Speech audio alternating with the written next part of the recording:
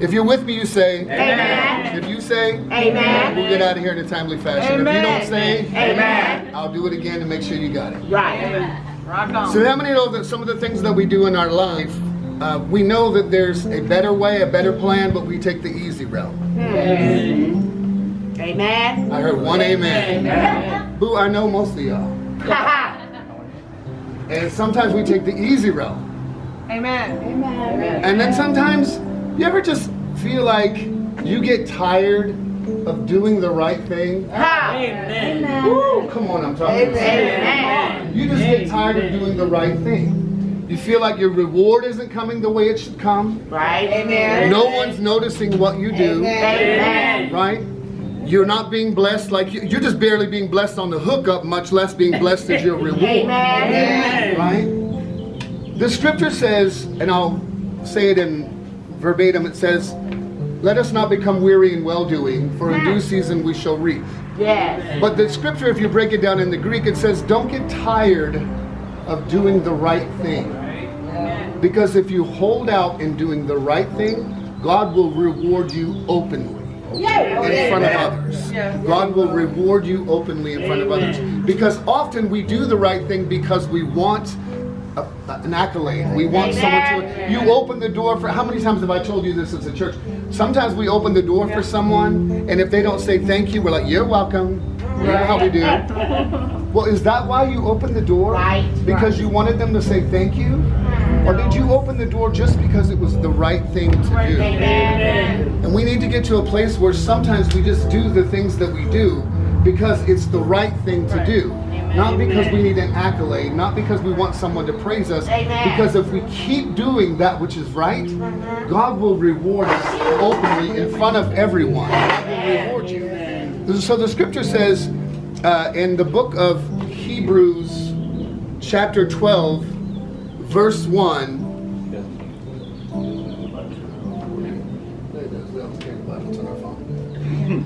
Fernando's arm. Read that. Hebrews 12, verse 1. Therefore, we also, since we are surrounded by so great a cloud of witnesses, let us lay aside every weight. So you're surrounded by a great cloud of witness. Now, witness doesn't mean they agree with you. Witness doesn't mean they like you. Witness sometimes may be waiting for you to fail. They may be waiting for you to fall. They may be waiting for you to give up or give in. We're surrounded by a great cloud of witnesses. People are watching you. They're watching what you're doing. And sometimes they're not on your side. Sometimes they're not on your side. Sometimes they're your hater. Sometimes they want you to fail because they're jealous of what you're doing, because what you're doing is good and it's right. But he goes on to say, Let us lay aside every weight and the sin which so easily ensnares us. so the scripture there says, let us lay aside every weight. And we know what a weight is, right? And lay aside every weight. And the word sin there is not sin, like we think, oh, sin. It's missed the mark. So let us lay aside every sin, or every weight, and everything that causes us to miss our best potential. Lay it aside. Sometimes we hold on to things that don't belong to us. And in the beginning of our journey, a bottle of water wasn't our purpose. We actually were supposed to have a whole 5 gallons of water sitting on something else. But we were carrying a bottle of water because it was easier for us. It was easier for us to hold on to. You can't help your brother. Am I my brother's keeper? Sometimes we take the easy road out because it seems just a little bit easier. But how much more convenient would it be if we would have followed the path that we're supposed to follow? But he says, lay aside the weight and those things that distract you. But sometimes we hold on to things in our journey that don't belong to us.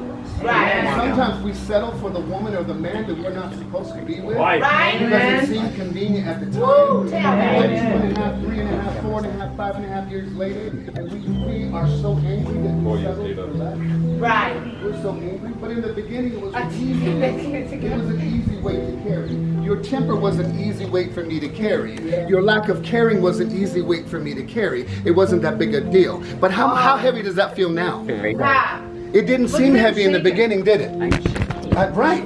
And sometimes in our life, We carry that small thing that doesn't seem like it's going to bother us because it seems the easy way out. But after a while, our spirit begins to shake. And in the beginning, it was so easy to carry. But later on in our journey, it begins to shake and we begin to quake. And that's what happens to us spiritually. When we pick on something or take on something, you can hold it down. We take on something in our journey that doesn't belong to us. But that's like, come on, that's all right.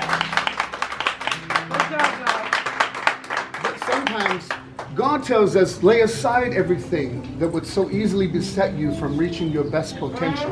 Come on. But sometimes see it for what it is. Yes. Stop trying to sugarcoat it. If you have a temper, don't say, well, you know I have a temper. No, you don't. Right. You weren't born with that. Amen. You took that on. Amen. And if you're talking about somebody else, you're angry at yourself. Amen. You're angry at yourself. And if you listen to people talking about you, don't be upset. Take it as free advertisement. Run with it. Run with it and be the best you that you could be. That's my message for today. Amen.